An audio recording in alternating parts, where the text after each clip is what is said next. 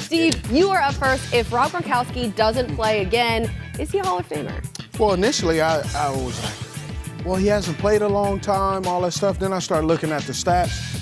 Goodness gracious, he has quietly done a remarkable job. When you put him up there with Ozzie Newsome, some of those other guys, and then when you got Jason Witten, Shannon Sharp, and then Tony Gonzalez, those numbers are they had longer careers and those receptions so much more. So, yes, he is. Yeah, I agree with you, Steve. Yes, he is a Hall of Famer. When I started to look at the numbers and all of those things, he's been to 4 Super Bowls, won 2 of them, and I know Tom Brady has a lot to do with that, but a lot of Hall of Famers have guys on their team that helps them out to get them to the Hall of Fame. I think this guy, whenever we're talking about tight ends and Rob Gronkowski is healthy, he is considered one of the best tight ends in the league whenever he is playing. So, yes, he is a Hall of Famer. That sort of thing, too. I think with a lot of the injuries and the fact that he hasn't been so dominant as he was before, like people, it's just like, what have you done for me lately? And, so you kind of forget. And the thing about Rob Gronkowski, he's dominant in run blocking. Yes, he is. That's what gives him the edge and puts him in the Hall of Fame. All right. He's a factor on all levels.